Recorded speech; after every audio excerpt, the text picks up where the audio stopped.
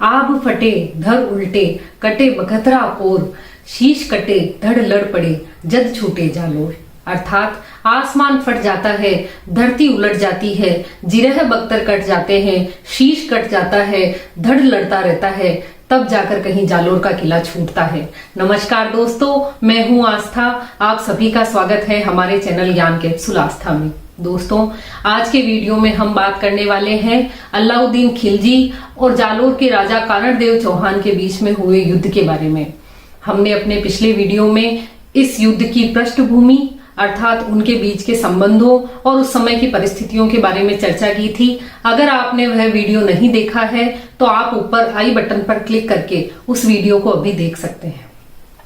तो अलाउद्दीन खिलजी का जालोर के निकट के दुर्ग सिवाना पर 1308 में अधिकार हो गया था। उसके सैनिक आए दिन आसपास के इलाकों में लूटपाट करते, मंदिरों गुरुकुलों को नुकसान पहुंचाते।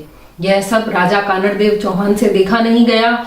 उन्होंने अपने सामंतों और सरदारों को बुलाकर कहा कि खिलजी की सेना को यहाँ से भगाना अत्यंत आवश्यक है। कानड़देव और खिलजी की सेना के बीच में मालकाना का युद्ध हुआ, जिसमें खिलजी की सेना बुरी तरह परास्त हो गई। खिलजी को जब इस बात का पता लगा तो उसने जालोर पर आक्रमण करने का निश्चय किया। खिलजी की पुत्री फिरोजा जालोर के राजकुमार विरमदेव चौहान से बहुत प्रेम करती थी और वह नहीं चाहती थी कि यह युद्ध हो, इसलिए वह अपनी भावनाओं का इजहार करने जालोर आई। राजा कानड़देव ने पूरे रीति रिवाजों के साथ उनका स्वागत किया, लेकिन विरमदेव ने तो उनसे मिलने तक से मना कर दिया। फिरोजा को निराश होकर वापस लौटना पड़ा। अलाउद्दीन जालोर पर आक्रमण करने निकल पड़ा, लेकिन फिरोजा ने कहा कि आप युद्ध अवश्य जीतिए, लेकिन विरमदेव को कुछ नहीं होना चाहिए।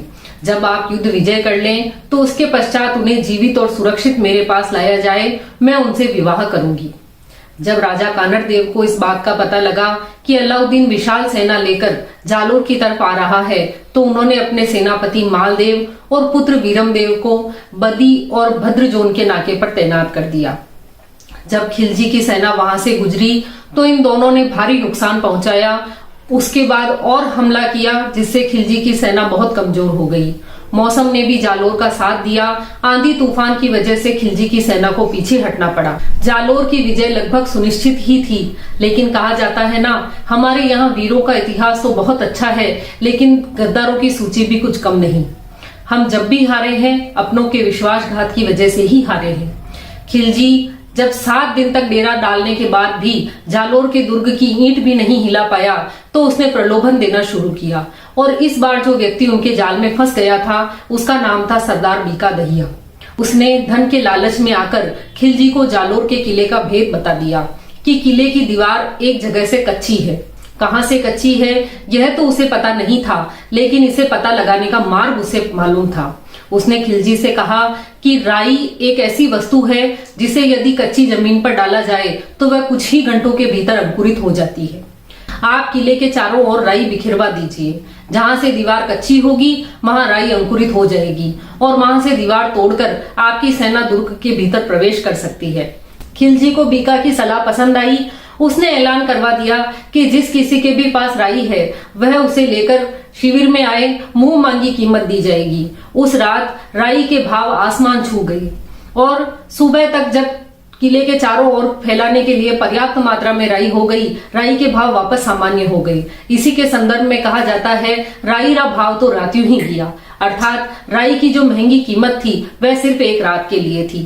तात्पर्य यह है कि जब किसी वस्तु की तुरंत आवश्यकता होती है तो उसकी कीमत बढ़ जाती है, जब आवश्यकता खत्म हो जाती है तो कीमत फिर से सामान्य हो जाती है। खिलजी ने किले के चारों ओर राई बिखेरवा दी। बीका को यह सूचना देने के बदले बहुत सारा धन दिया गया।